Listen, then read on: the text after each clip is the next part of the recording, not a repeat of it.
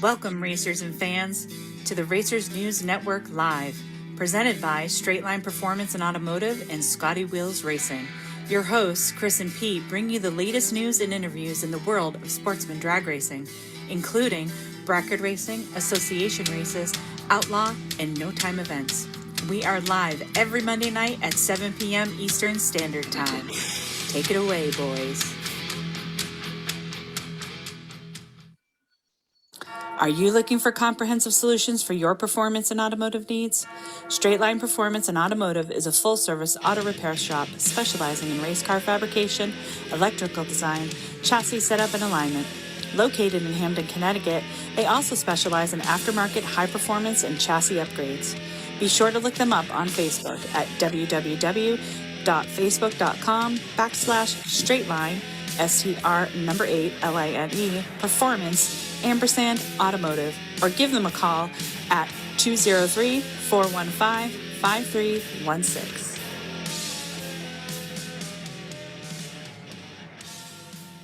All right. Hey, good evening, everybody. Welcome to another great edition of Racers News Network Live.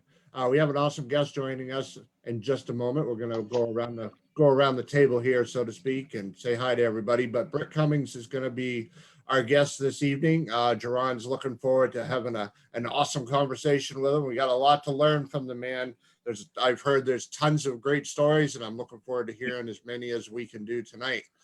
But first off, let me introduce Jerron Settles, aka the Flying Airbrush. How you doing, buddy? How are you, Chris? Good to be back. Good. All right. I don't know how it is on everybody else's screen, but to my bottom left is the man, the myth, the legend, Straight Line Performance, Pete Sanka. How you doing, Pete? How are you guys? Good. Welcome from New Media Dragway in Pennsylvania. Yep. All right. And then down to my bottom right is the man who's still muted. He's still muted. I'm not muted now. You're not muted now. Of course, I'm talking about Scotty Wheels, Scotty McCollum. How are you, buddy? Hi, guys. Welcome. Welcome. All right. Like I said, we have joining us,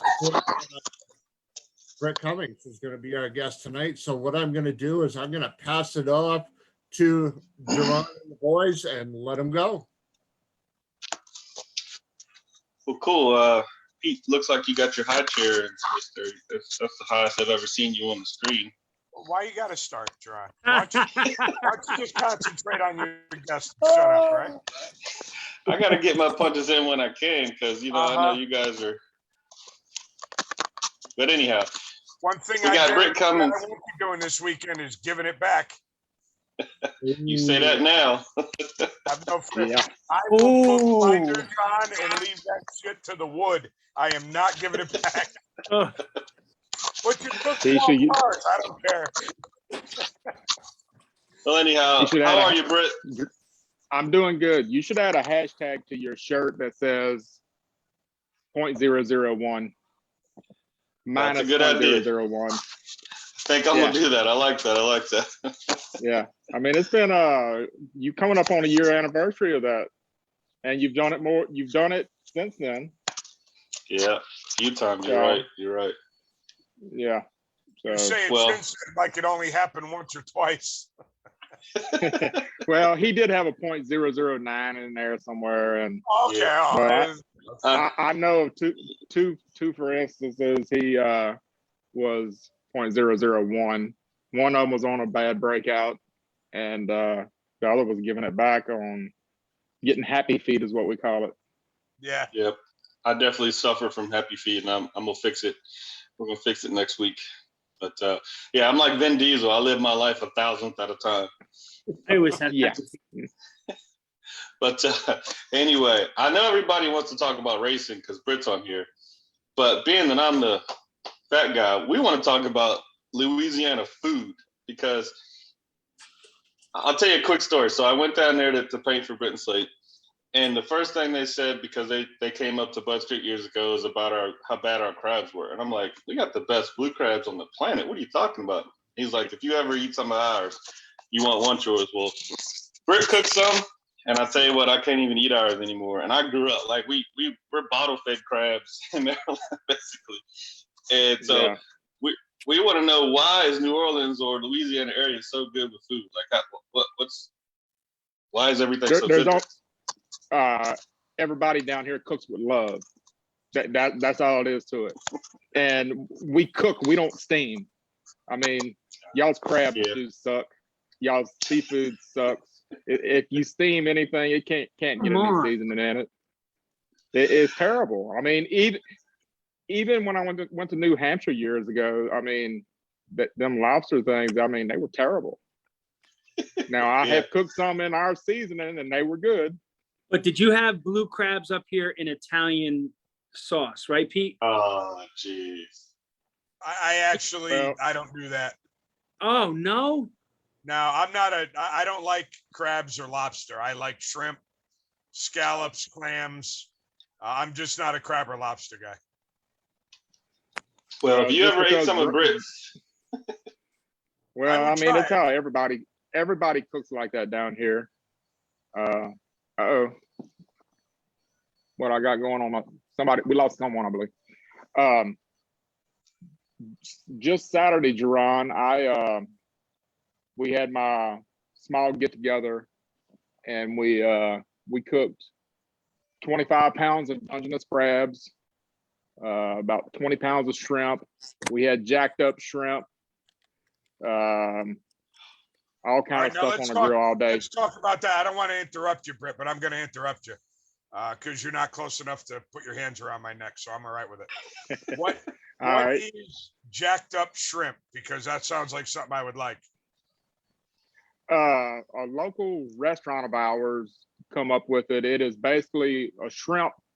You put it in a black bottom skillet. It's like a small muffin pan, and you put a shrimp down in each one. I think it holds 8 at a time, and then you have pepper jack cheese, bacon bits, and some Cajun seasonings, and you just basically throw it on a grill or in the oven, and it melts cheese, and there you have jacked up shrimp. They also do jacked up oysters, which I don't eat them. See what I mean? See what I mean? The food is ridiculous. Listen, I don't even need to taste it, and I can tell that's better than what we have up here. Yeah, I mean, it's just the description is no joke. Yeah, I mean, and also you put it real butter on top of it.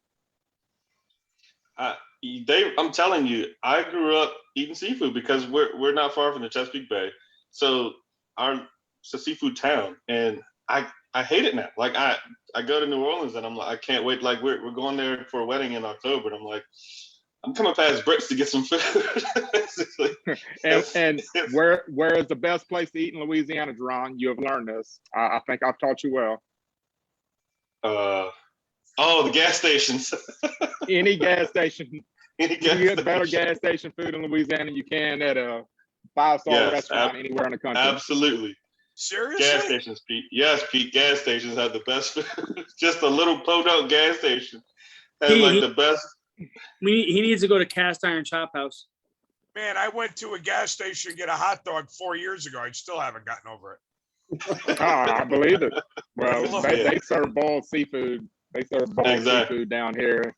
And it's usually, like I said, everybody cooks with love. So, and Jerron, that we had a few shrimp left over, and last night we had shrimp Creole, made with leftover shrimp, and tonight we're gonna have Jerron's, I think one of his all-time favorites, shrimp and grits. Oh yeah. Oh, yeah.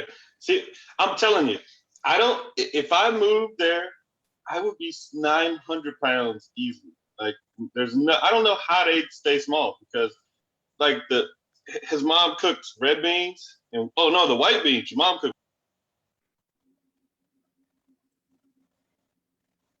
Call me, sorry. You know we what? got all excited. John, I think I figured out what happened with you. What's that? Because you hang around with Britt and they cook with love, I think you race with love. Yeah, I like to give. You're very giving. Yeah. I'm telling you. Well, the guy that I lost to won the race at Denver this past weekend. So I give him the. I give him the If that's not love, I don't know what is. That don't make it any better, Jerron. You know, I hear people say that shit all the time. Oh, well, at least the guy that beat me won the race. That's horse shit. I hope he loses the next round. That means you're separation, jackass. Yeah. You know, and then the guy he'll come up, good run, buddy. I'm like, yeah, go on. Yeah, keep on going with that golf cart. Yeah. Oh, that's funny. That's funny. Yeah, but I race with love, the flying airbrush. I love it. I see some definite t-shirts in your future. Yeah, yeah. I'm telling you, I'm not next week in Pomona. I am not giving it back. I will take a train leap. I'm gonna take a train horn with me and blow it as I'm going through. But so you're gonna relive Indy again? Yeah, pretty much. Yeah. Hey, that wasn't fair. I didn't take that much. I mean, it was 1,000 too much, but I did take. Yeah, well, anyway. if you made that run against probably any other racer in the country, that final round, you will probably win that round. Yeah. Yep. I just had to pick that. Everybody's joked because it was an 8-round race, and every other race on the one that you go to is 7 rounds. So it's like, I won a national event. I just picked the wrong one to go 7 rounds at. Yeah. But anyhow, that's right up there with the guy that beat me, won the race. Yeah. Shut up, Pete. If we only had a 12-car field, I would have won 3 races. But yeah, not so much. I'm sure I know somebody at New Media. I'm going to get them to steal your rope ladder off your car so you can't race this. That's one thing you say about my car. It's low, and it's low for a reason. I will reach the middle of my roof so I can wipe it off. Britt, Pete is about 3'6". About that. Right, I'm in a wheelchair and I'm taller than Pete. That just gives you an idea. Okay. So he's all right. Go ahead. No. Let's get into some. What the heck? I thought he fell. He wouldn't have fell far, but I thought you fell. But let's get into some why Britt or the Cummings family is leaving NHRA. I think it's temporarily, but why? What's going on with you guys? Don't like being sheep herders no more, or being the sheep? Well, I think it's a product of me promoting races now and giving a shit about it, my customers, and then going somewhere the very next weekend and getting treated like shit. You know, it started about a year and a half ago. I did enter Houston in one car using my combined grade, and said, okay, well, stock never fills up there, so I will enter it second when it opens up for my grade. So that's what I did, and 3 weeks later it wasn't full and it was at my grade, and I tried to enter and it wouldn't let me enter. So I called California, and they said, oh, it's a new rule. Well, it's actually a rule that's been there, but we just started enforcing it this year. If you enter anything using a combined grade, you cannot enter a second car, period. I'm like, wow, okay, well, what if the race isn't full? Like it currently isn't. I said, well, no, and all the division directors got together, and they said they're going to stick to it this year. Well, this was January, I guess it was in March, and they had already had 2 or 3 national events that year. And I mean, you look down the entry list, and when people enter on Monday, when the event is full, that kind of tells you that the same rules aren't applied to everyone. So, after I was frustrated with it, I put Slate on the phone with Jennifer out at in California, and she said, okay, well, all you have to do is get your division director to send me an email saying it is okay for you to enter a race since it isn't full. And Slate said, okay, we'll do that. So we called our division director. And he said, no, we're not going to do that. All of us division directors agreed that there was no let goes. We're not going to, once you enter using a combined grade, it's over with. You cannot enter a second car. I said, well, even if the event isn't full, I mean, you have to explain this to me. You know, y'all don't want my money. And he said, basically, no, I'm not going to do it. I said, well, I explained that other national events had already happened and other people were doing it. And I said, all you have to do is send the email. I said, that's all you have to do, and I'm in. And, you know, I wouldn't have been pushing as hard as I did and got as mad as I did it, but the event wasn't full. And he would not send the email. So that started off me getting pissed off. And then just going to the track, like I said, I'm a victim of my own circumstance, you know, putting on races and treating our racers like they're one of us. You know, when you show up, just say at Gainesville and you run in stock at 8 o'clock in the morning, and the sportsmen are the only ones there on a Thursday, and the security guards are just beating you to death. But you can't do this, you can't do that, you can't ride a scooter here, you got to park it 5 miles away and walk up here. And just, I'm tired of being told what to do, when I can do it. And, you know, it's just a bunch of bullshit. You know, I feel bad for the tracks. You know, tracks are closing every day. And, you know, when NHRA comes to town, they don't make you feel welcome. You know, that they make the spectators feel welcome. You can get your little John Force helmets that they only have a limited supply of. Get them now, renew your tickets. That's all bullshit. You know, they make them welcome. They can stand and go wherever they want. You know, I do a lot of business in pro pits, and you know, can't ride the scooter there. You can't do this. You can't do that. You don't do this. You got to pass for this. I mean, just over it. So that's kind of where I'm at. I got really mad at the Dallas Double this year over stupid shit, but I went there probably with an attitude. And on the way home, I sold my Corvette. I mean, I was that over it. And when it left out the shop, I haven't yet to regret it. You know, it's gone. I hope someone buys slates. I hope Dad puts his car up for sale.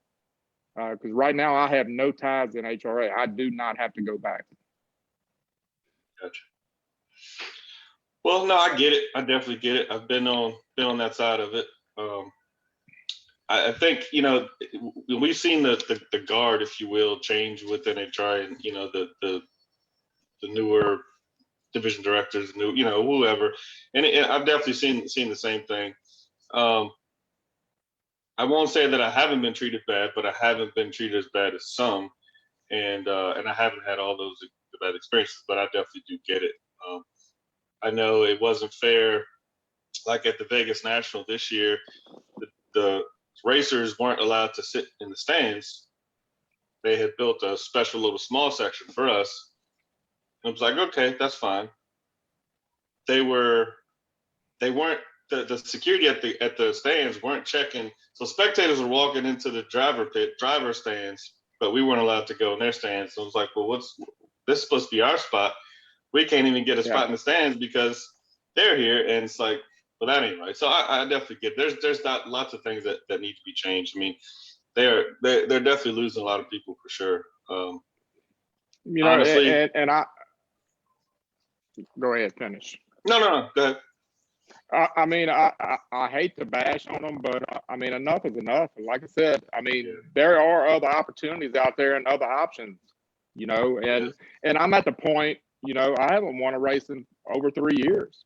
You know, I may never go to another final again, but going bracket racing, if I make it to a final at the races I'm going to, I'm going to get paid, and I'm going to get paid before I leave there.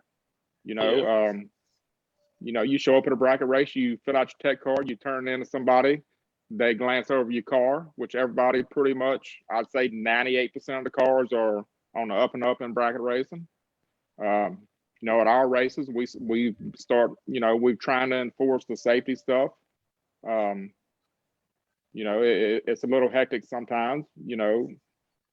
NHRA, you know, they don't even have tech people anymore. You know, if you ever wanted to cheat in NHRA, now's the time to do it. You know?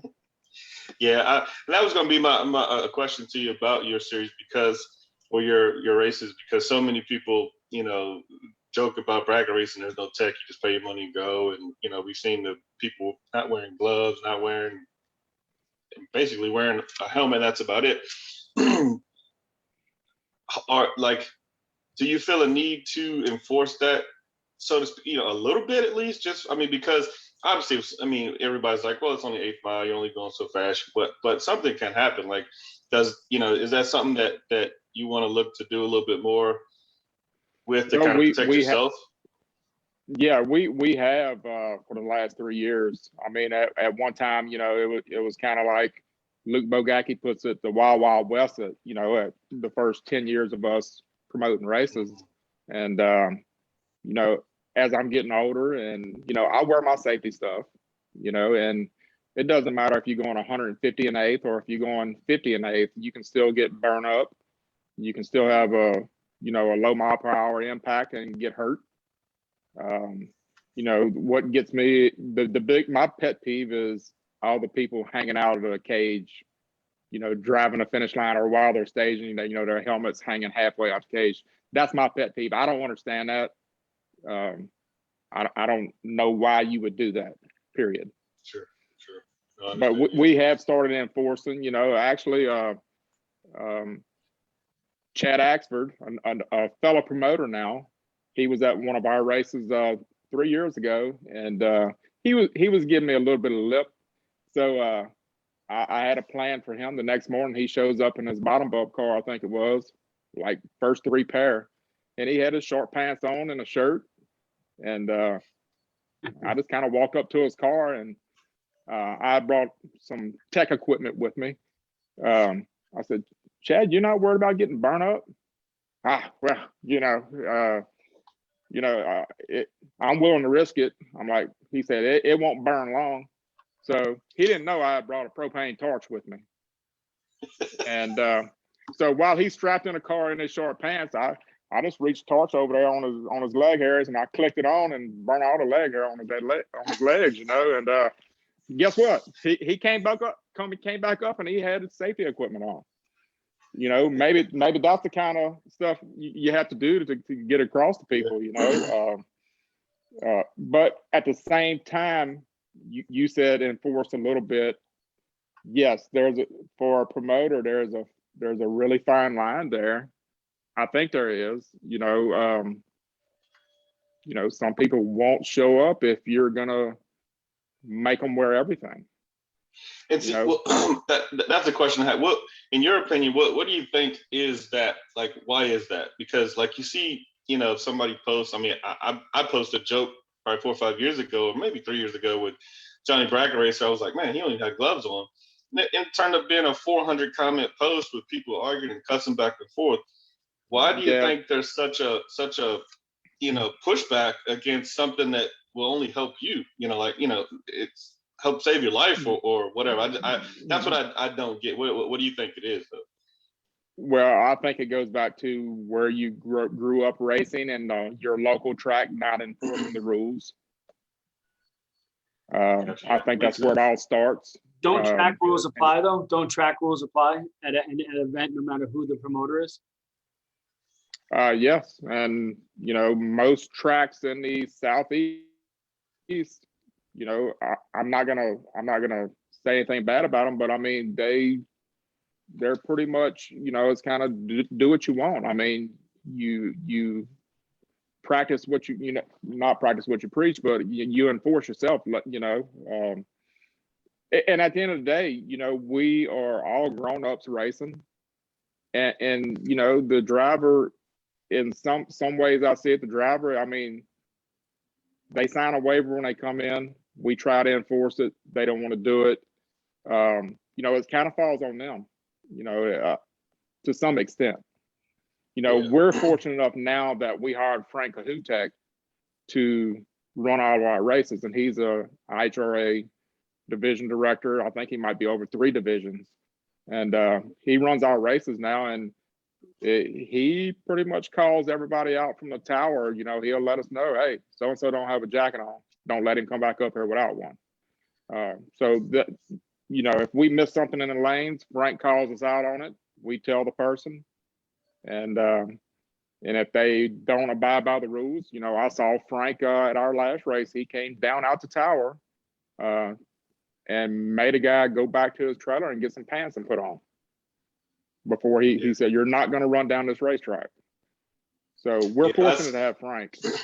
Frank's a good guy. That's just one thing that's always boggled my mind. I mean, I remember, years ago when everything was still kind of quarter mile and the whole 15 suit situation came up. Good Lord, you'd have think they told you to freaking buy a tractor trailer. It was the pushback was ridiculous. Now, I don't want to wear it either. And I got the argument because I don't know if it's still that way because there's no quarter mile race anymore, but I think it was 7:49 and faster or something at that point for a 15 suit maybe. I couldn't tell you. I mean, like I said, for the past 12, 15 years, I've wore all my stuff. I was young and dumb at one time. I have raced a dragster in short pants, in Hattiesburg in August, but that was dumb on my part. I'm smarter than that now. For sure. I mean, I ran 7.0s in a dragster with jeans, so we're all guilty of it. But it's just, I guess what I was, my thing is just I've just never seen so many people get so mad about it. It's like, I mean, people argue and cuss and fuss, but anyway, enough about that. I know Pizza NHRA guy. Pete, what do you feel about NHRA and how you're treated? I'm trying to be as PC as I possibly can.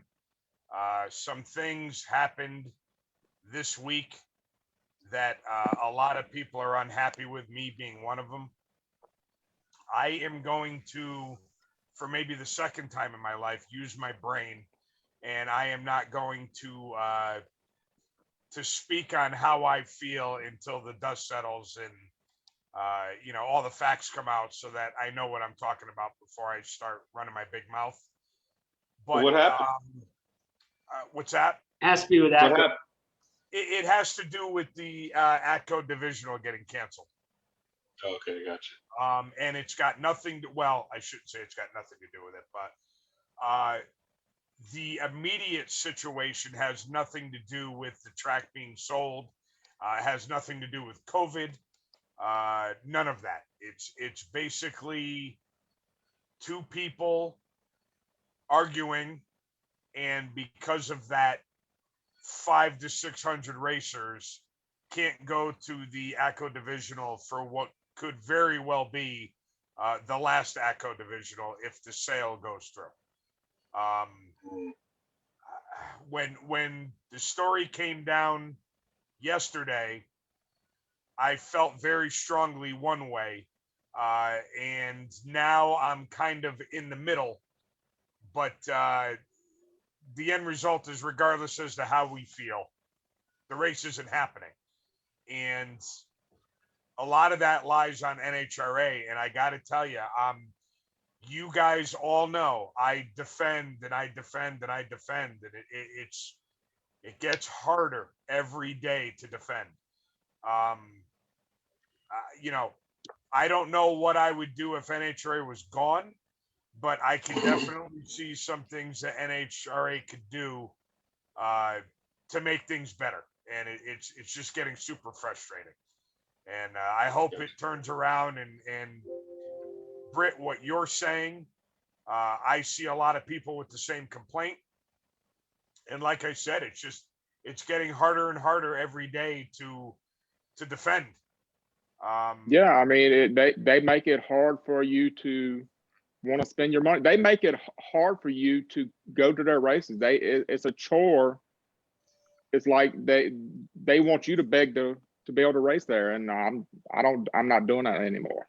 My biggest thing with NHRA is you never know what actually goes on behind the scenes, because we're not involved with them behind the scenes. So I always try and give the benefit of the doubt that, like when they say no to you about entering the race, that maybe behind the scenes there's something going on that we don't know about. But holy shit, if this much stuff is going on behind the scenes, then someone needs to make a change behind the scenes, because enough is enough.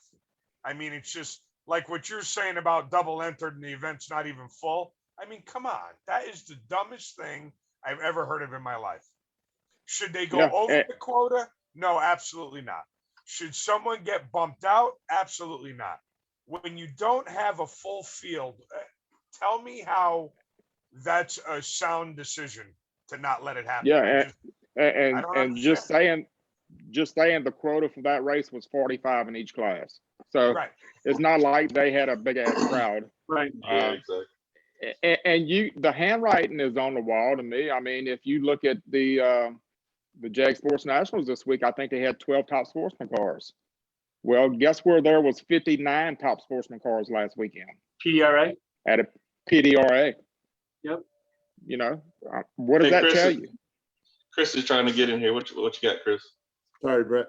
I had the chance to talk to a promoter up in this area last night briefly, and all of you could pipe in on this comment. He thinks that NHRA has a 20 to 25 year lifespan left.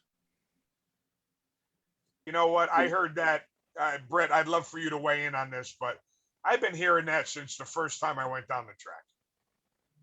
And Yeah, I mean, the more organizations that close up, like IHRA and stuff like that, is the less chance that it's going to happen. But it's, I don't know. I think that they're starting to, or I shouldn't say starting, it's probably been happening for a while, but it's almost like it's our sandbox and we've got the biggest sandbox in the group. And if you don't like it, go find another one. And I hate that attitude. And I hate even saying that about them, but it's getting old. It's starting to break us down. That's for sure.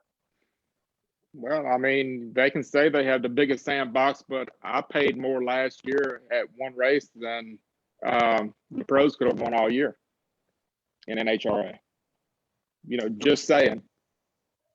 You know, the problem is in Britt, and I'm sure you see this a lot. And we have a local promoter that puts on a hell of a series, Rob Keister. And he says the same thing. And I believe it's true. It's the coverage in the National Dragster, and it's the Wally.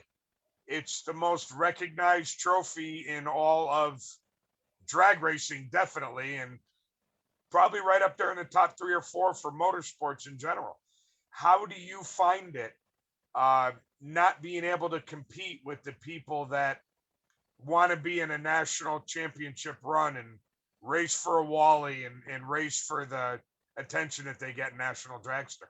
So this is my question. If I can ask Pete? No. I'm just kidding. Go ahead.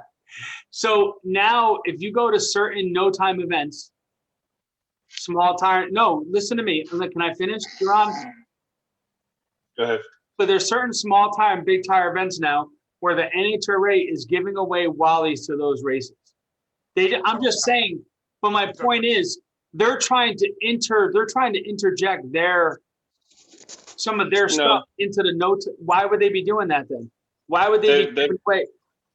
They've done that with a lot of series for a long time. Yeah, they do If that. anything, like if local anything, they're trying to. races. Local bracket racing program has something called King of the Track. Yep. So it gives a regular bracket racer, a weekly points bracket racer, a chance to win a Wally. Which, listen, I don't begrudge anyone for trying to be successful in any kind of racing that they do. They could have friggin' golf cart racing, and if they're having fun and they're enjoying it, God bless them.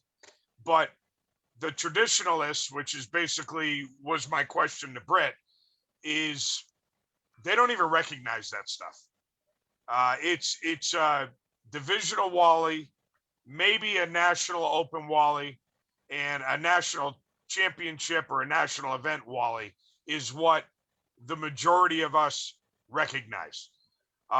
Yes, they're trying to dabble in that stuff. That's no different than a couple of years ago when they tried dabbling in the Street Outlaws stuff and they invited Big Chief in to run English Town or whatever the hell it was. But But when you say that's us, meaning those are the Wallies, as in us, I think your us is getting smaller and smaller and smaller. Oh, you're Yeah. absolutely right. And Britt is the perfect example of that. And there's more people Because coming I'm to sure PDR, right? More people. Not only is he getting disgusted with it, but he's not going anywhere by himself. He's taking people with him, and he has people equally as fed up as he is. So, Well, yeah. Here's me playing. I'm sorry. Go ahead, Britt. Well, here's another thing that I didn't mention. I think we've been doing the NHRA thing now for 13 or 14 years. And we bring 7 cars, 2 rigs to every race we go to. And to make it hard for someone like us Wow. to get in, that really just leaves a bad taste. Should we be treated differently than anyone else? No, we shouldn't. To the guy that's trying to get in an event that has 1 car.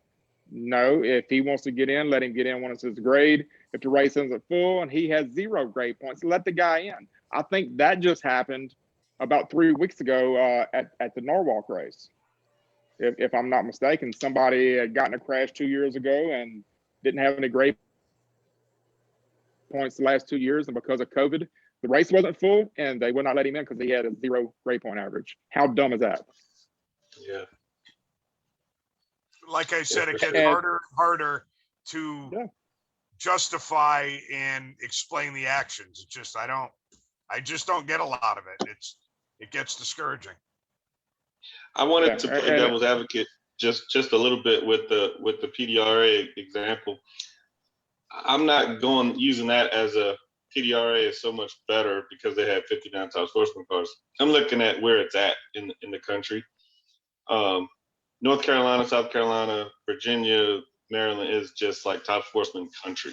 Like you could throw it. I mean, they have a Southern Outlaw Top Sportsman series that on a Saturday night will bring 25, 30 cars. So again, not saying that PDRA isn't doing a good job. I'm just saying I'm not looking at that to say, oh yeah, see they had cars. It's because let PDRA throw a race at Tulsa, or not Tulsa, that's not a good example, at Denver, whatever, and see how many they get, you know what I mean, or whatever. They're marketed in the right area. But even look at their Pro Mod turnout, Jerron. Their Pro Boost and their Pro Nitrous cars. I mean, their turnout is unbelievable compared to NHRA. Jerron, they also run different. They also have different rules. None of those cars in PDRA. Well, they could be if you turn down Boost and meet the guidelines, yes. But Jerron, I will agree with you with one exception. It was a JEG Sports Nationals, which I'm sure Britt's. All right, go ahead. Why don't you just shut up? Why don't you give me some airtime like you give up the stripe? Shut up. I can't believe you did it again. Oh my God. There was a time when the JEG Sports Nationals, it didn't matter if a PDRA race was on. People would go to a JEG Sports Nationals. JEGS does a lot for the sport. It's NHRA.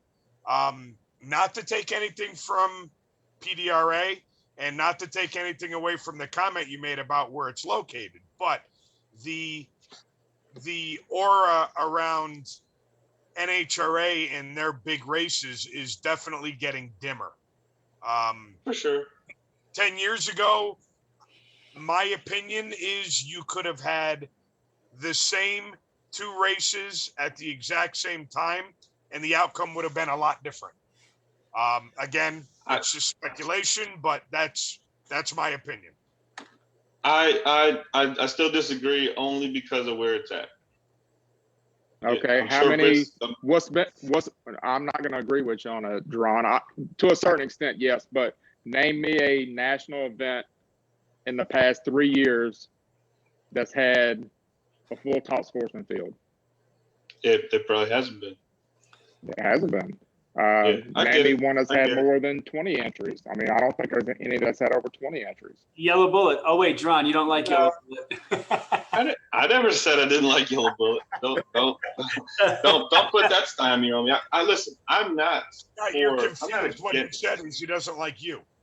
Oh, I already no, I'm not confused. I know that, Pete. I mean, come on. No, I'm not against any of these organizations. I'm just more of a let's look at all of the reasons, not just the reasons that we want it to be.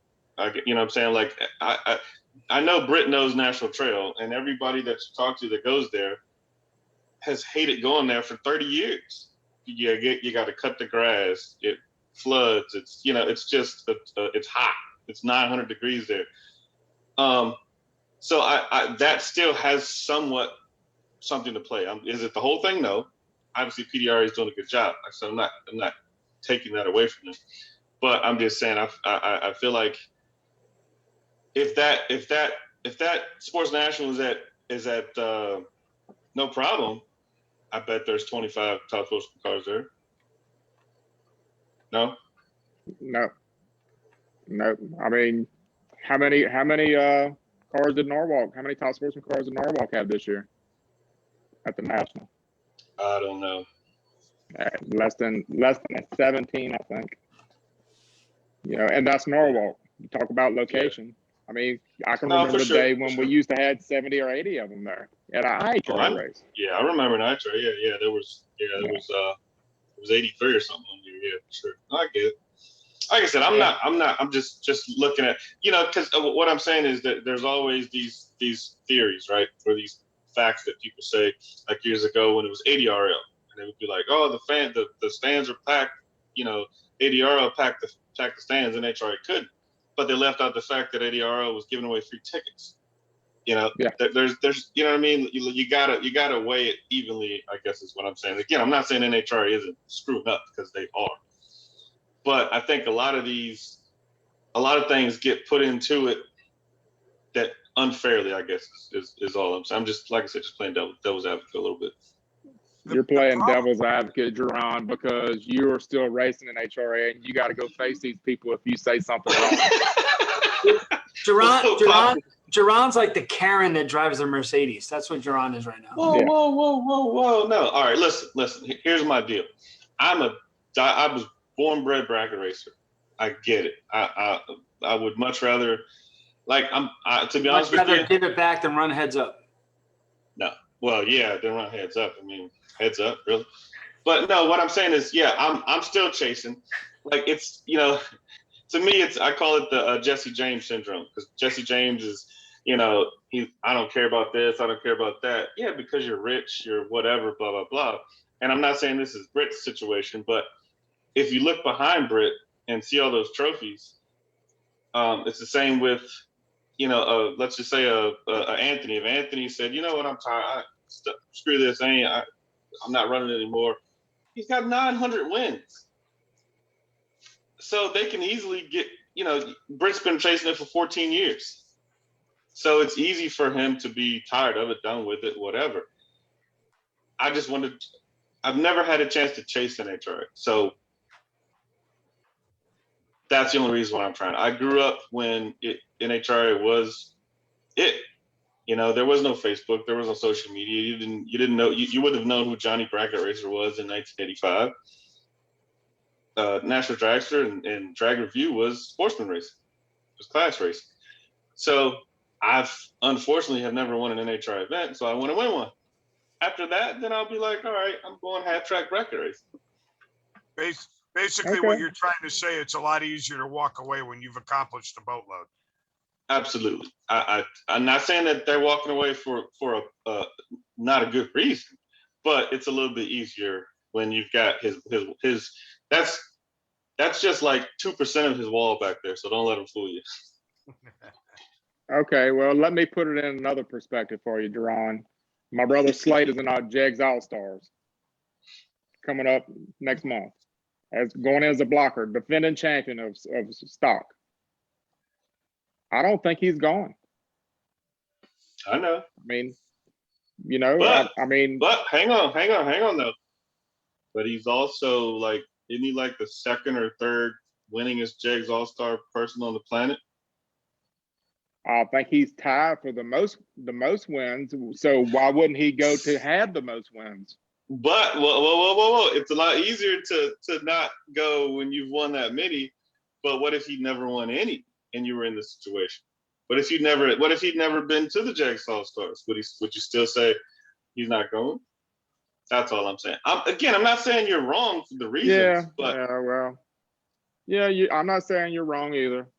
Kinda, but I'm a guy who I'm not a bracket racer, so I don't claim to be. But I don't like, I think some people see the thrill when it comes to in my perspective of the heads up race that we race heads up, right? Obviously small tire stuff, big tire stuff, we race heads up. We don't look at the Wally and be like, oh my God, I need to win a Wally. To us, it's like, who cares? Like, I want to win my event. But I'm saying, you're saying the draw to NHRA. I don't think the draw is there. It is for a few of you guys. I'm not denying that. But I think that most people that are, I'm not saying that are pure drag racers, because bracket racers are, but you know what I'm saying? It's build what you got, make it to the stripe first, and win a boatload of money running a heads up race. Yeah, like but an X2.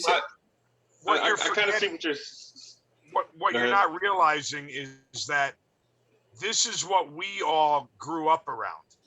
Okay, so imagine you doing the heads up stuff all your life, right? You went to the racetrack as a 13-year-old and you watched heads up racing. And then at 16 years old, you bought your first car and you built it to go heads up. And now 20 years later, or however friggin' old you are, you're still doing heads up. Now imagine all of a sudden, all the heads up racing that you did with the same organization, you're fed up with them, and you're tired of making excuses for them, and you're ready to move on and do a different kind of racing. That's what we're all up against. This stuff, all the trophies you see in that room right there behind Britt, Right. The hundreds of trophies you see behind me when I'm home, or 4. This is what we grew up around, right? So when I was 16 years old, I got the National Dragster, and I read that bitch from front to back. I learned what Shafroff was selling a short block for, what the latest delay box was, who's winning what races. I could recite half of those National Dragsters back to you. And now it's getting to the point where people feel like for the amount of money that they're spending and the amount of effort that they're putting into it, that they're not getting treated fairly. I agree, 100%.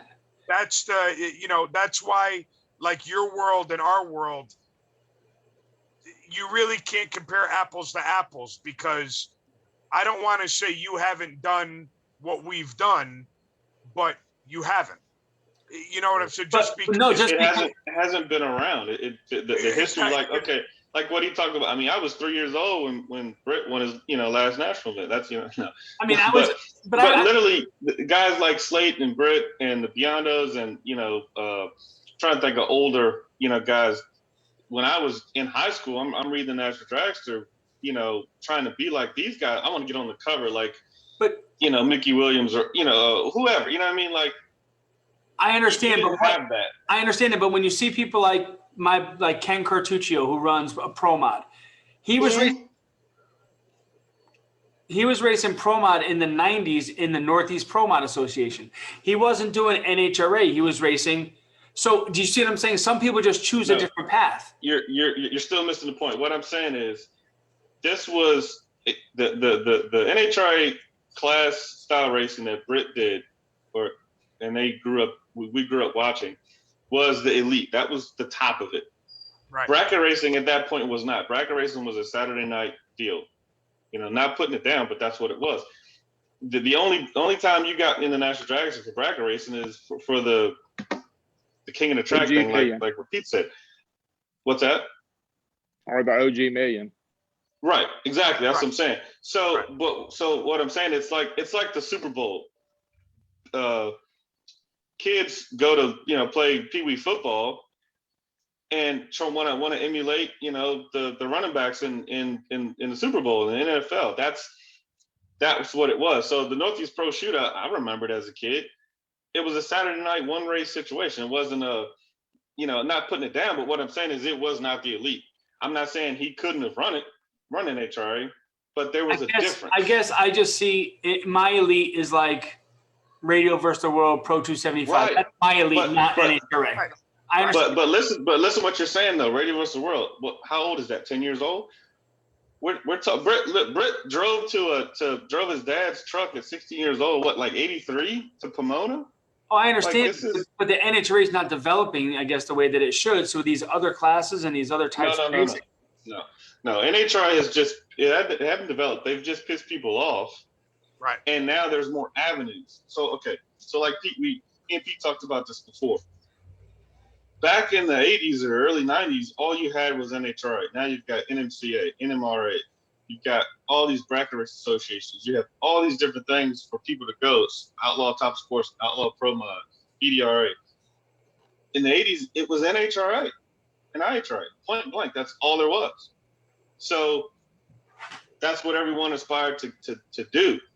What you're talking about is something new, like a kid that grew up, that's maybe 20 now, that grew up with NMCA. NMCA wasn't around in the 80s. So what I'm saying is not putting anything down, but for us and for most of the people like Britt, this was elite. Bracket rate, I still believe social media was the turning point for a lot of it, because more opinions got passed around, whether they were good opinions or false opinions or true opinions, but that's what changed the tide, so to speak. Yeah. I'll give you two questions for you, Scott. Who is the most famous racer in the kind of racing that you do? Radio versus the World or whatever. Who would you say the most popular? Stevie Fast. Stevie Fast. Where is he racing at now? I was with him last weekend. Yeah, he drives a Pro Mod. I understand. In what series? NHRA.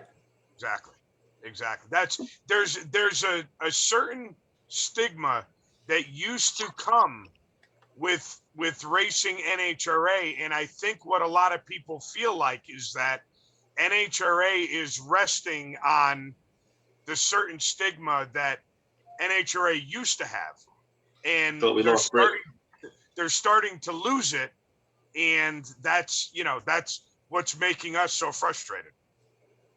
All right. Well, look, I don't want to keep talking about this, but Jerome, no, I was just gonna say we're gonna move on. Yeah, you talking about Pro Mod, Stevie Jackson running Pro Mod, but who's paying for that? Who's paying for Pro Mod? Alan Abbey, who sponsors his Radio versus the World card and everything else. Yeah. Listen, so I'm not saying. So NHRA makes you bring your own money. Again, I got you. For me, and you talk about the wins I have, and I have a different opinion because I've won. There's NHRA tracks I do not go to, certain races I don't go to, simply because the track owners treat you even worse than NHRA does. Sure. They a bunch of dicks. So I choose not to go to them races. So, it's not about winning. I've won at their tracks before. No, I got you. So but look, it really has. Okay. We'll definitely move on. But you changed your hat earlier, and I didn't get a chance to see what that was. What is that? That's Skagit Race Shop. Oh, Skagit. Okay. Yep. All right. So you're doing a good job of promoting it like that. All right. So let's move on. Let's talk about the Great American Million. Is that what it's called now? Great American Guaranteed Million. Guaranteed. Which this year is going to be the only guaranteed million. Lots. There's not a whole lot to say about it. I mean, right now. Well, where's it going to be? Guaranteed me. It's going to be November 10th through the 14th at Montgomery Motorsports Park, or Capital City Motorsports now, under new ownership. So that was the confusion I know a lot of people are talking about, because Capital City. So it is the old Montgomery. It's the old Montgomery, and we were our hand was kind of forced last year due to COVID, that we had to change locations with it, or locations and date with the two races we had there. Sure. We went back to Memphis in October, and I guess it was April of this year we had to make the decision again. Our hand was kind of forced with what was going on there in Memphis, that we thought we was going to get into a worse situation than we were last year. So we elected to move our 2 races again. Holly Springs Motorsports Park and Jabo was nice enough to let us 2 years in a row bring the dream team there. And this year, when we first started talking about it, my partner Galen mentioned Montgomery, and I was totally against it simply because, you know, they had some issues there in the past. And we circled all the way back around. You know, it took us like 8 weeks to wind up not settling, but going to the new Capital City Motorsports Park. You know, it's under new management, new ownership. They've spent a lot of money. They've bought 2 new timing systems, new scoreboards, renovating the tower, doing all kind of pit work. So we're pretty excited about it. We had, you know, when we were changing locations, we shut the entry process down and we just opened that back up July 8th. And there was really no reason for anyone to enter July 8th. August 8th is really the date that you want to enter because only those entered by then can win a free 598 Scoggin Dickey motor, race shop motor. So that's the date that we're looking forward and going to start pushing. But we feel real good where we're at now. It's a little bit, you know, concerning with the country and the state it's in right now and the economy and all that. Having a $3,000 entry fee, you know, that's stout. It's tough, but with that being said, though, you know, you're well known for posting flyers. You know, tell us about it. For what are you getting for that $3,000? Because you're giving away a lot of money. You got good paybacks. You got good round money. Yeah, you got a lot of stuff, starting third round win in $1 million, you get $1,500 per round. It pays $50,000 to runner up. You know, I think a total payout on that race is like 1.268 just on that day. Yeah, it doesn't count the 340 granders we have. You know, that pays out another 160,000, I believe, total purse. And last year we was only taking 450 entries. We had a 3-entry cap race, and you know, we oversold it by a little bit, thinking, you know, for one reason or another, people won't come. Sure. And we still want to end up at 450. And we said from the beginning, you know, if 451 goes down, that $3,000 is going back into the pot. Well, I think how it all shook down was we had 482 go down. Wow. Somewhere in there, 479 or 482. But we give the whole $3,000 back out of every one of them entry fees. We added another 66,000 to the purse. We didn't keep that. Like, you know, they have some other people that would probably keep the money. Yeah, absolutely. And we didn't really make a big deal about it. You know, I had some buddies tell me, y'all need to really be talking about, you know, y'all giving that money back. Well, people that know, they know. You know, the people that needs to know, they know and they talk about it. Yeah, you know, we're talking about that. It's really the negative people that want to know that. So so it's best not even to feed into that. So yeah, there's no need to post that or promote that. You want to focus on the positive. So last year, you guys, Jeff Serra won, and he took a car, I guess that wasn't even supposed to win and won, which is the beauty of bracket racing. Scott, who are your picks for this year for late rounds? Man, when you get down to 25 cars or less, just say in a 25 area, you're going to have probably 16 or 17 of them guys that's generally around at every race that time. Right. And then you'll have, you know, the other 8 to 10 that'll be a couple of locals and a couple of people you've never heard of before from nowhere, United States of America. You know, it's just that's how it usually shakes out. You know, you know, no matter what you do, how much you run for, whether it's 500 or 1 million, the better racers, the people that do it more often and do it so to speak for a living, they're gonna be around in the late rounds and getting a check. You know, that's just how that's just how it is. The cream rises to the top. So what are you guys giving away this year for the million? As far as extra prizes and all that type. Extra prizes. Last year we had over $80,000 in racer appreciation prizes or best losing packages for the rounds 1 through 7 every day. Totaled over $80,000. We also give away, for just entering the race, people that are entered and actually show up to the race or entered in the chance to win a Scoggin Dickey race shop 598 headhunter motor worth $20,650. So everybody that's entered is entered for the motor. Wow. That's pretty impressive. Last year was everybody that was entered and showed up. This year, because of us having to change locations and dates and the state of where we're at now, only those racers entered by August 8th will be eligible to win the motor. So it's a little push on our side, Sure. I had a good buddy of mine call me yesterday and he bought 3 entries. He said, I have to be in for the motor. I have to have every chance. I'm going to be there. Why not pre-enter? Well, I was gonna say that definitely will push people to try to get in, thinking that it'll be less people and they got a better chance to win that motor. Right. So that's definitely a good idea. Yeah. I like it. And we also for 4 days last year we you feed the soul, so to speak. Being from Louisiana, we know how to feed the soul. We love. all day long from 10:30 in the morning till 6 o'clock every evening.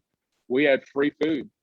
I had a 40 by 60 tent, and I had some cooks from Louisiana come. And they cooked from 10:30 till 6 every day, and anything from fried fish to hush puppies, gator bites, sausage, just whatever they had. I think that they cooked over 1,000 pounds of meat last year.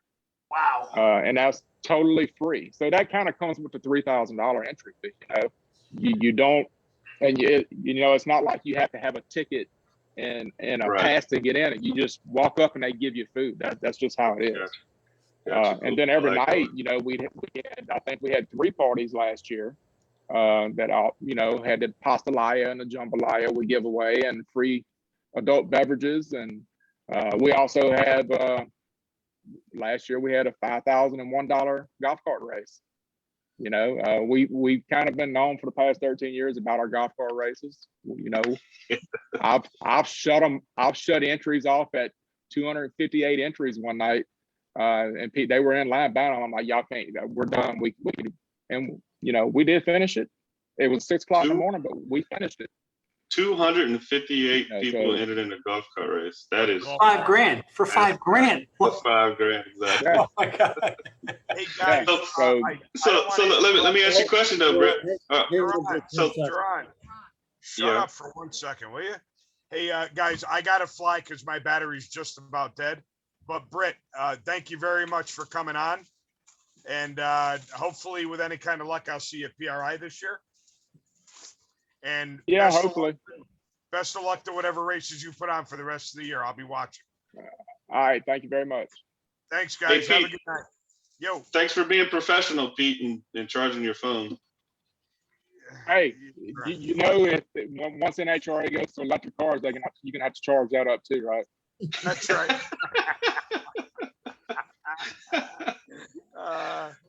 Duran, good luck to you. Really. See ya. Thanks, see you, Pete. Good luck, Pete. Thanks, All right, guys. I'll see you. All right, so I want to jump in for just a sec. 2 questions for you, Britt. Okay. Making the transition from racer to promoter, how hard has that been, or has it been pretty straightforward?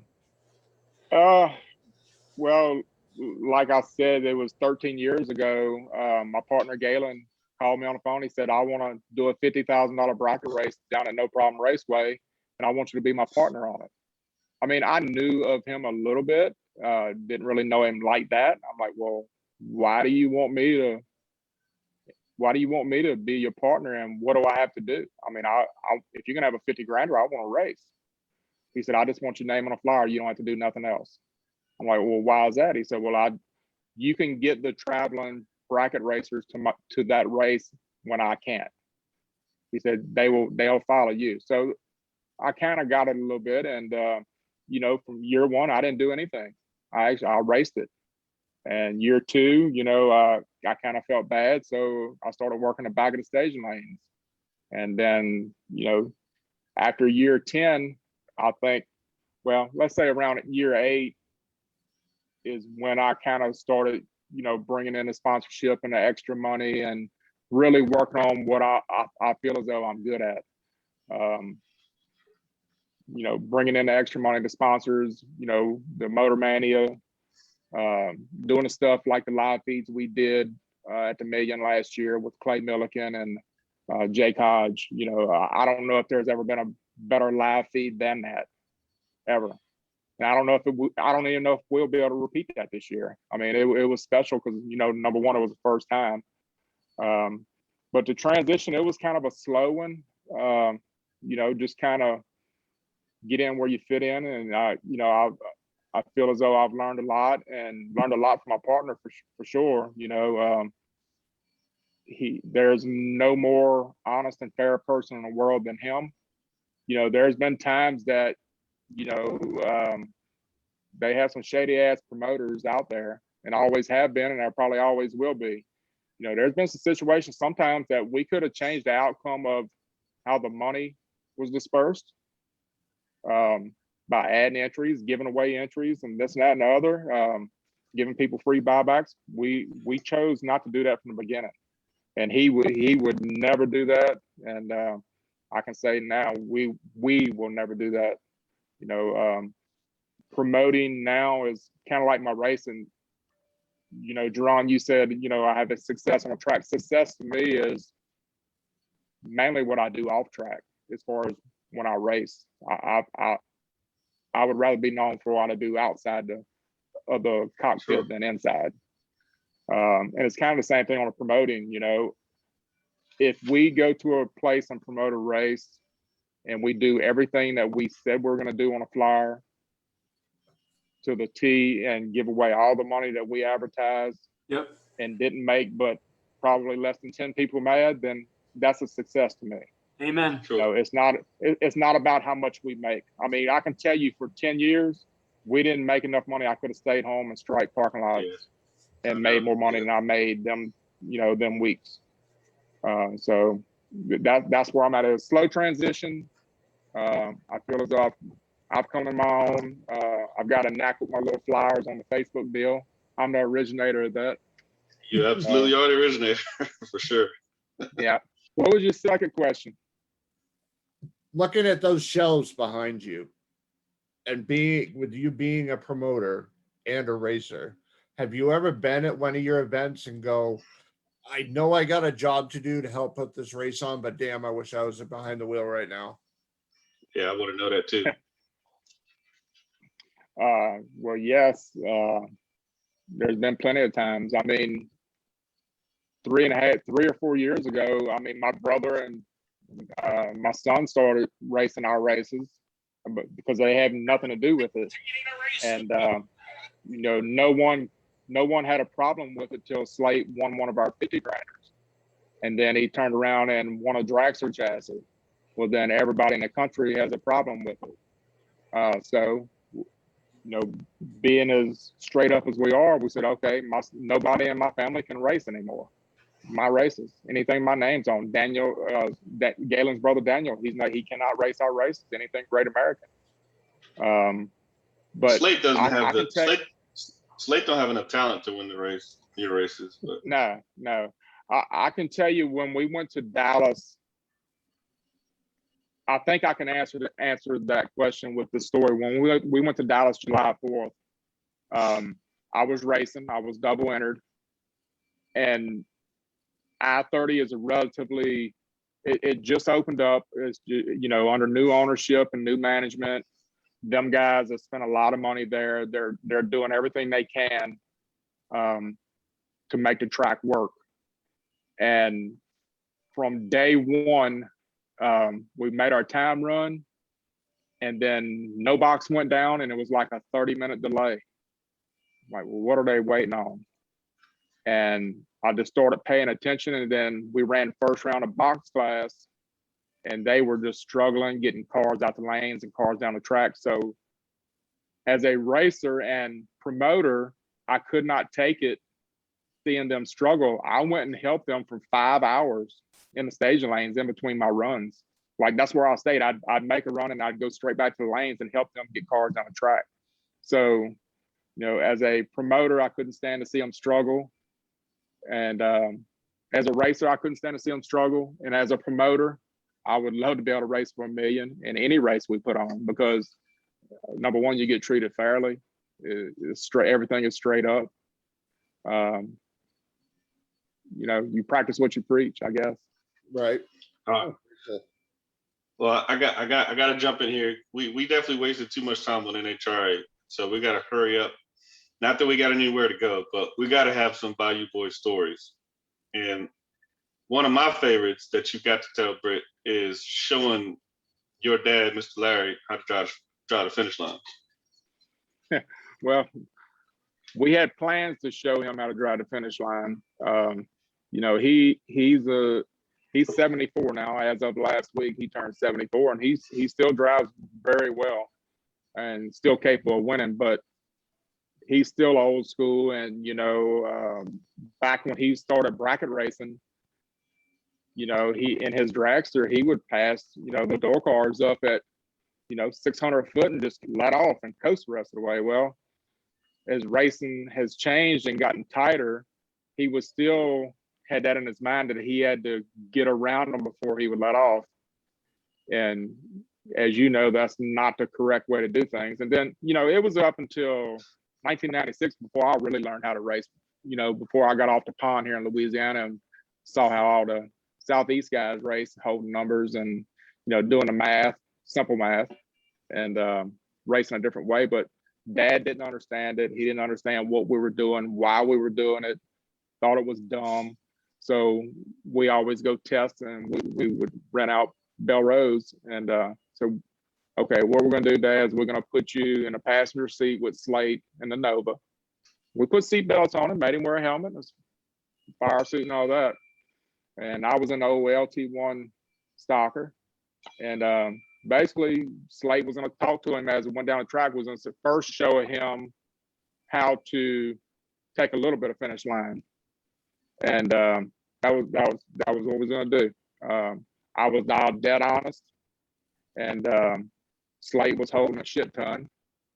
And we leave. Well, I was very good on the tree, and Slate was not. He didn't take into effect that he was putting another 250 pounds in the car and wouldn't react the same. Well, whatever he was holding went out the window by 60 foot. And so at that point, he went from explaining to Daddy going down the track, okay, we're not taking the finish line now, we're gonna drop.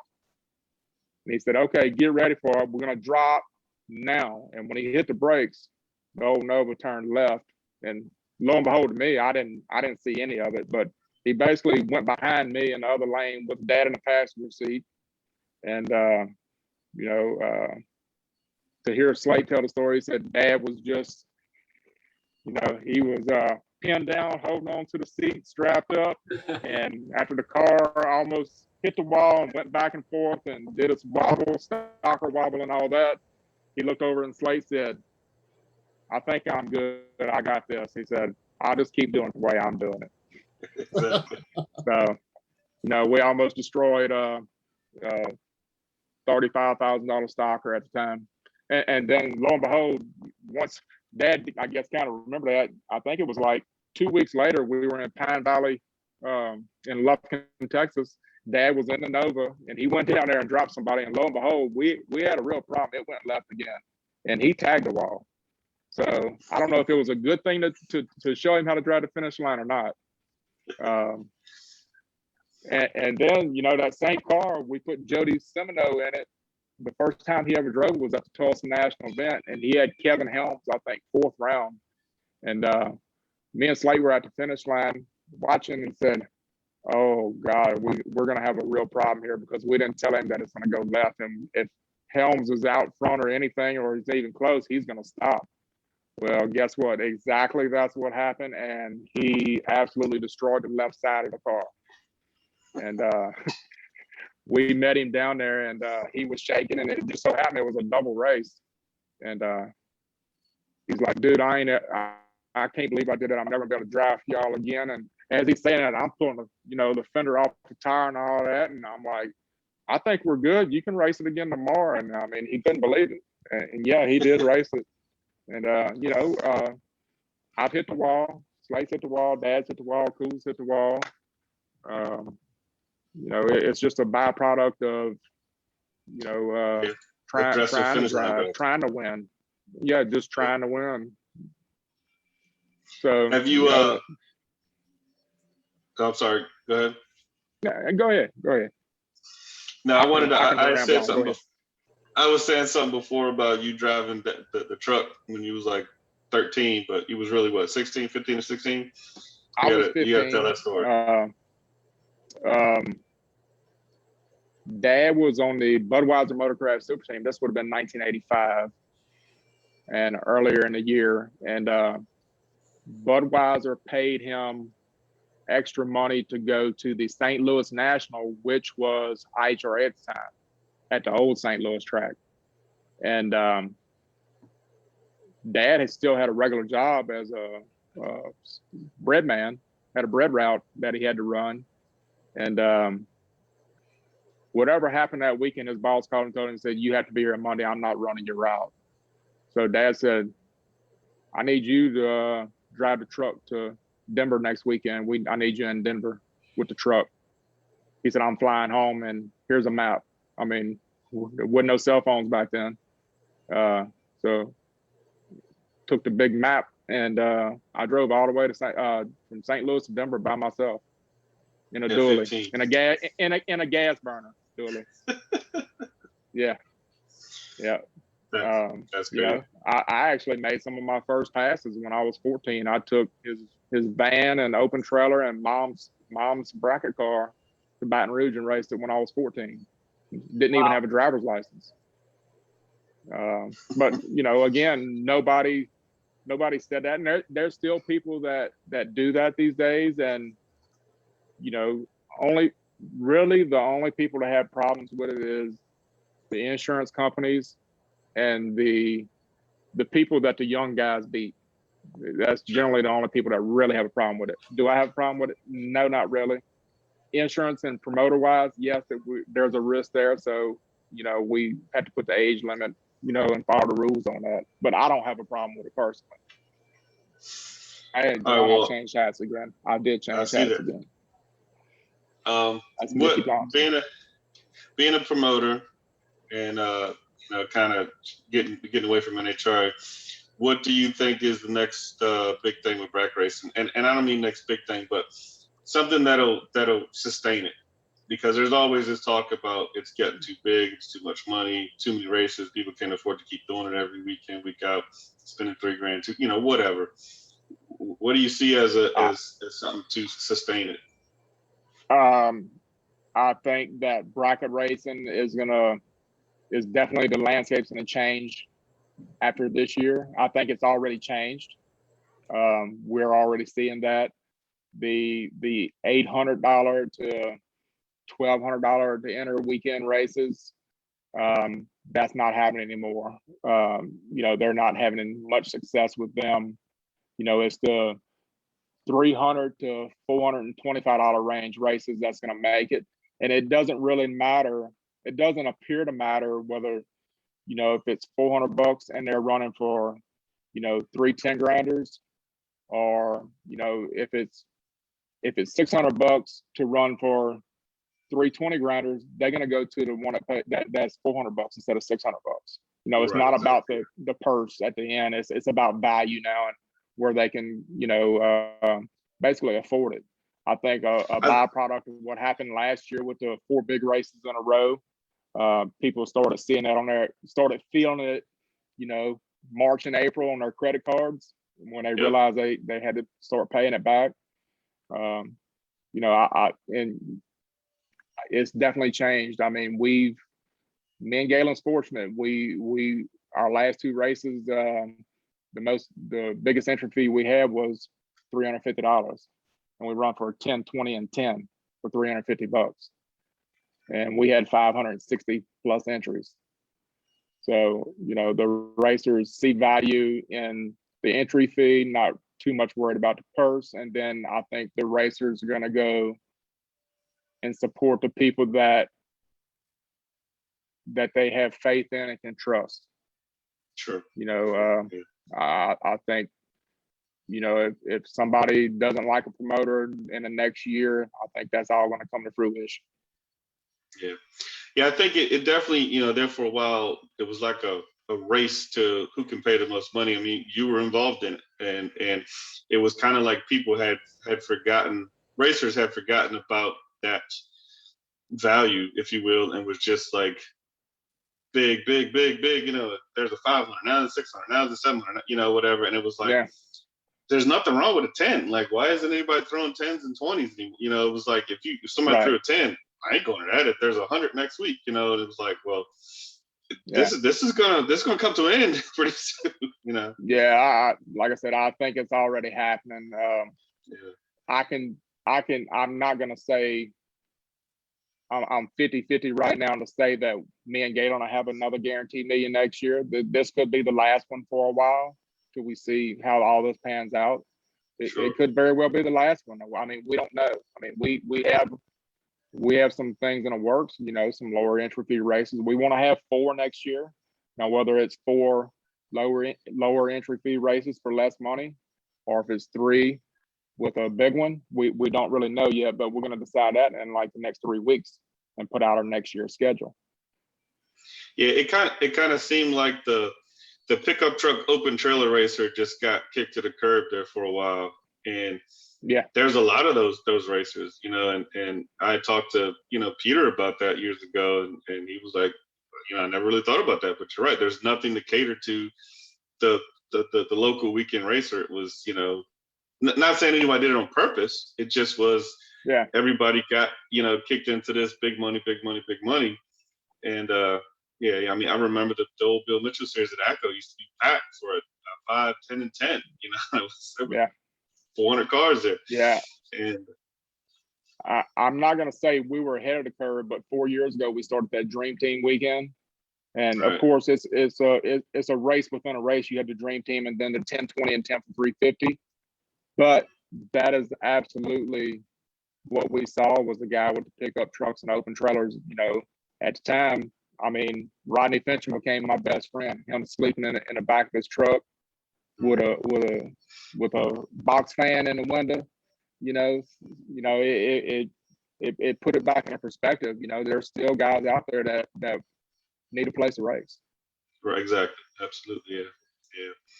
What do you think? You know, IHRA had tried it. You know, with they had a 10 grand and a free entry 5 grand, and it didn't catch any traction. I believe, but I think they were fighting with the big money races, you know, 2 years ago when no one cared about 10s, you know. But what was IHRA's downfall? You know, obviously they got rid of Sportsman, but why do you think they couldn't make it bracket racing either? I honestly, I mean, that deal, I think it spiraled from when Bill Bader sold the deal, and it became corporate. I think that's what it had a lot to do with. It all started there, and you know, at the time, you know, when they got rid of the Sportsman and was trying to do that, I mean, there's basically no IHRA. IHRA was, you know, the Nitro Jam, the Saturday Night Nitro, Clay Milliken, and, you know, 50, 60 Pro Mods and Mountain Motor Pro Stock, and then Top Drags are having 90-something cars trying to enter, you know, trying to qualify for 32-car race. That was the IHRA everybody fell in love with, and when they did away with all that, you know, you can't duplicate that with a 5 grand bracket race. Right, you know, and I mean, a guy living in Nashville, Tennessee can drive anywhere an hour from his house and run for 5 grand any weekend. Yep. Any weekend. Yeah. And probably like 3 days a week. Yeah, for sure, yeah. Yeah. Well, let's talk a little bit about the old IHRA, and I guess we'll get out of here in a little bit. I don't want to hold you all night, but you know, you talked about those glory days. I don't think you know, I did a little bit of NHRA back then, but mostly I tried just like you guys. And I don't think there was ever any better racing than like late 90s, early 2000s in IHRA. No, I mean, if I think if Bill Bader or even Bill Bader Jr. would have kept the organization, that, you know, everything that everybody talks, you know, trash on NHRA, they're going down and all that.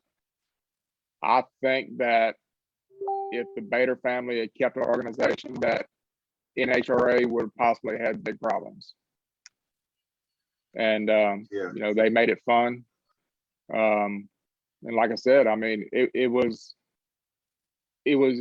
everybody a part of the organization was like us. I mean, they were one of us. They weren't corporate. They weren't blowing a whistle at you and telling you what the hell you could do and couldn't do. You know, they were there, you know, boiling shrimp with you and rolling dice with you at 2 o'clock in the morning, you know? Yeah.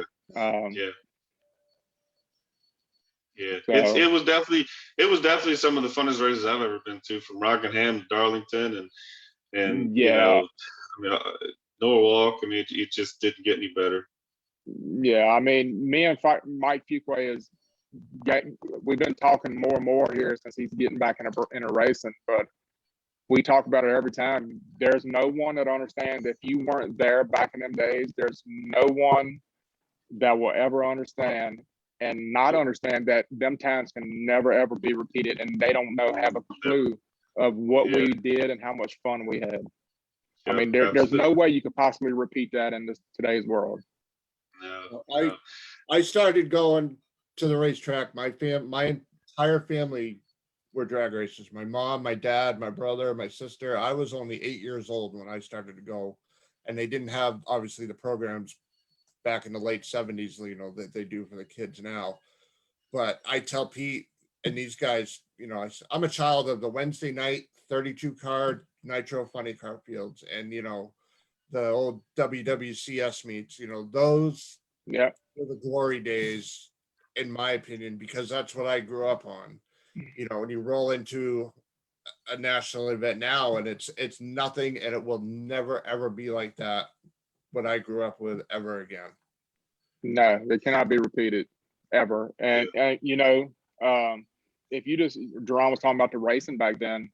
I mean, if you want to know who used to race IHRA back and do well at it, they're NHRA or NHRA world champions now. You know? Absolutely. So it's not like that. It was easier over there. It was by far was not easier. Yeah, no, absolutely not. I would go out on a limb and say it was probably a little tougher, to be honest with you.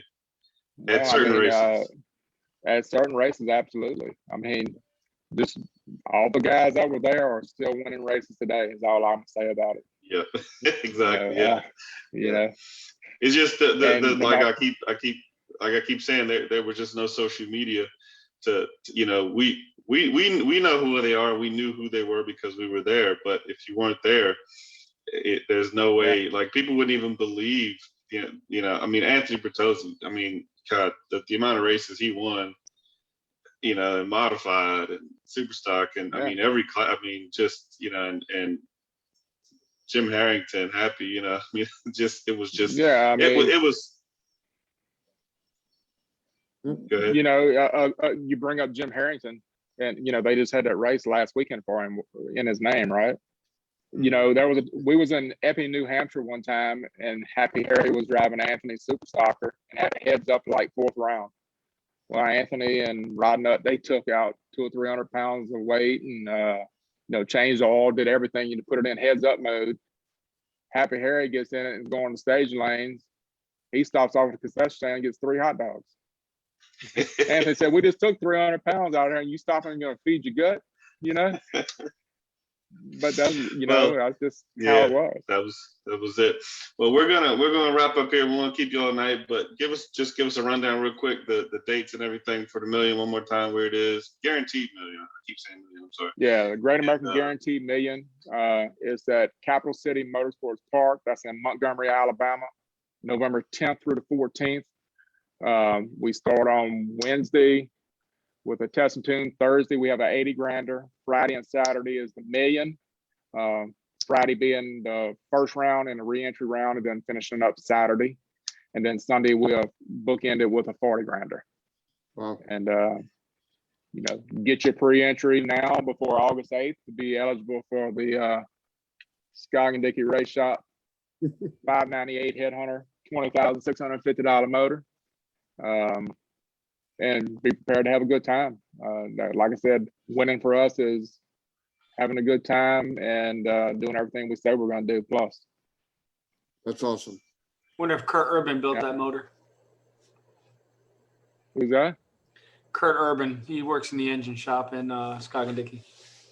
Does he in the race shop or Yeah, he does. at the race shop? Yeah. Okay. I don't know, Kurt or Jason probably. Yep. All right, I got one. I have one last wardrobe change here, and it's for Jerron. Yes. Amen. Hallelujah. You're Yeah, a man of your word, Britt. You I'm said, gonna- yes. you said that before we went Yeah. on. So if I go to Indy this year, Jerron, I may be the guy driving piloting an airplane that's pulling the Trump banner around this year. Well, I don't have a hat, but I'm gonna promote the only person you didn't promote, and that's Moji Engineering, the leader in high Oh, torque. hey, did you not read my did. shirt all the time? I'm sorry, you did. All right. He's got You were Moser, late. Lucas Oil. He's got it all in there. Yeah. So, Jerron, there is one last story. If we could hit on, we have grudge and no prep and all that. Who is Murder Nova your favorite no prep guy? He's absolutely not. Are you gonna tell the story? Tell the story, please. Should I tell us? I don't think it's not. That's not a PC story at all. Give us the Okay. PG-13 abbreviated. All right. Here's the thing. I don't want to ruin his career. You know what I mean? Because Well, He has black toenails drawn. He ruined his career already. All right, we won't use no names. no, We won't say that. We won't say the names. But Jerron, I dabbled helping the Redemption series for a year or so, and we also had that race, American Outlaws Live, which at the time was the biggest no prep race in history. That was 5 years ago, and I got to meet all them guys, and I helped Shannon run her Redemption series, and we were at the PRI, and Jerron wanted to meet this famous no prep street outlaw guy, and he's like, "Hey, you know him." I didn't want to. Well, yeah, you was a little bit being a fanboy. Come on. I've never been a fanboy in my life. You Except was in a the fanboy. Supercup major. All them guys were there, and you was a little bit of a fanboy, and I was talking to him. And if you didn't want to meet him, you wouldn't have walked up on me. Well, I was already.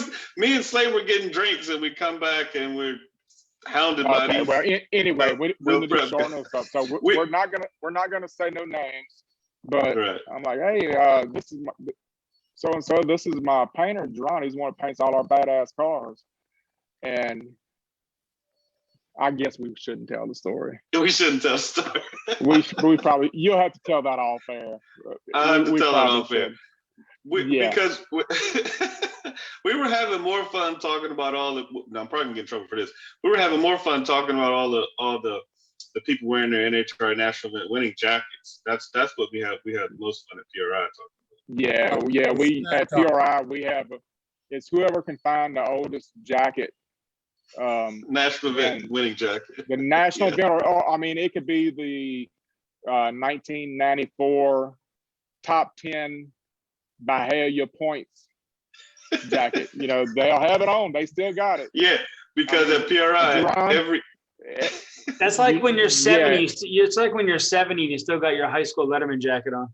Exactly. That's I mean, exactly it. So yeah. Jerron They will all tell show you out all at PRI. well, Jerron, I've been cold for a long time because I haven't won a jacket in a while. 2 year shelf life on our jackets, and after that they go behind glass. And Jerron can tell you I'm not lying on that. No, they're right there. But after in 2 glass. years, you don't need to wear it after 2 years. At this point blank. I don't have a jacket. I don't have a jacket yet, so I don't laugh as hard as you guys laugh at them. But it is pretty funny seeing everybody because I'm telling you, PRI brings out the woodwork when it comes to people in their jackets. You know, the 1997 Pennzoil National Super Street winner. I only been there once, so we'll see this year. I'll keep track of them. I'll start counting them this year. Oh, I'm telling you, it's funny. Oh, you have to well, find the oldest one. Yeah, the oldest You have to one. find the oldest one. Yep, we'll do that. But, I already talked to my wife about going to PRI, so I'll have to join in on this game. Yeah, absolutely. Oh, it's a absolutely. good game. Yeah. Well, very All cool. right, Well, Brett, I appreciate your time. We will. We might have to have you back on after the meeting to talk about all the antics and the parties and the food. Yeah. Or maybe we'll didn't do something live from PRI. I don't know. Yeah, well, we didn't even get into half what we talked about. We were going to talk about. So No, we definitely. I shouldn't have brought up NHRA because that burned about 42 minutes up. Talk about NHRA. yeah, and I almost got all over again. Uh-oh. I said I almost got mad all over again. Yeah, exactly. Yeah, don't get mad. Don't get mad. We'll be good. We Well, don't no, want to but be mad. yeah, this is a happy show, except when Scott starts talking about heads up shit, then we all get like, oh Jesus. Sorry, it's what I like. Hey, I like heads up stuff. It's just a shame that none of y'all heads up guys could come win at bracket racing, but any of us bracket racers come heads up and probably I dominate. told you, Scott. Well, any of you bracket racers want to bring a small 275 and go 1.060 foots and compete with the rest of us? Bring it. Britt, haven't you been like 650s on a 10.5 tire? Yeah, I mean, all you need is a Davis box. Listen, I use a Holly and I have Shannon software on my car. I do. But you're talking 270. You're talking time out. You're talking single 88 millimeter. You're talking small block, small tire, 275s, no wheelie bars, going 690s at 202. It's not easy to do. It's probably harder. I didn't say it was easy. I just said that we would probably do well at it. Oh, we love it. I love it. It's probably harder to get a stalker to go fast. Oh, here we go. Here we go. Okay. Yeah. I mean, I've been 120, 160 foot on a 9-inch tire. A 9-inch tire. Yeah, I've been in a 3,400 pound car. 3,200 pound car. Been 117 on a 235. 230. That tire's like this big. He said a 9-inch tire. A 235. 235. Yes. It's only 9 inches That wide. big. No, get out of here. Okay. All right, we're making them mad. We're making them mad. I never get mad. I love what I do. I love trying to go as fast as you That can. vein in the top of his head start to bulge out. I know it was almost like he was drinking a Wendy's Frosty there. Hey, just saying, my 74-year-old dad is building a gasser to run heads up, like a Southeast Gassers Association. I've seen it. Legit gasser. So I'm a fan of it. I'm a fan of heads up racing. I am. The no prep stuff, the 275 stuff. I'm a fan of it all. I like it.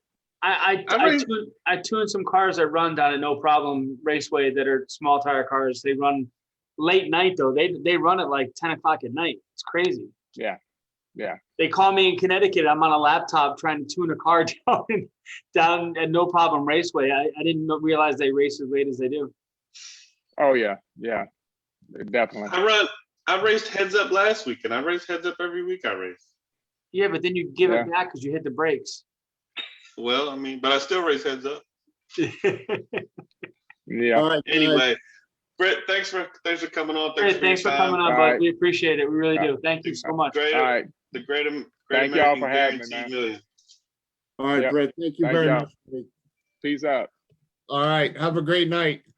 All right, guys. We are out of here. We'll play the closing tune. All right. Thanks, buddy. Thanks, Chris. Night, everybody. See you, Chris. Good night, everybody. Good luck. You racing this weekend? Next weekend in Pomona. All right. Good luck, brother. Well, I'll talk to you on Monday. Appreciate it. Thank you. All right, buddy. We'll have Steve Johnson on next week. Pro Stock Motorcycle Steve Johnson. Oh, nice. Awesome. Fantastic. All right, guys. with the guests. Have a good night. All right. We'll see you. Scotty Wheels Racing is a veteran-owned and operated company that specializes in performance parts, installation, and tuning. They can build and design your chassis right at their shop in Hamden, Connecticut. They offer track and remote tuning for your electronic fuel injection and chassis.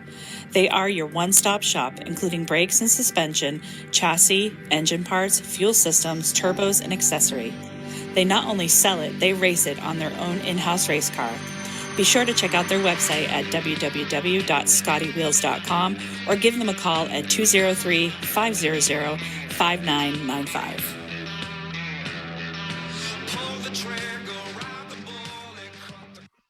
All right, thank you to Britt Cummings for coming on and hanging out with us tonight. We'll be back next week with Steve Johnson. And if you guys are racing this weekend, best of luck, stay safe, and we'll see you all next Monday night at 7 o'clock Eastern.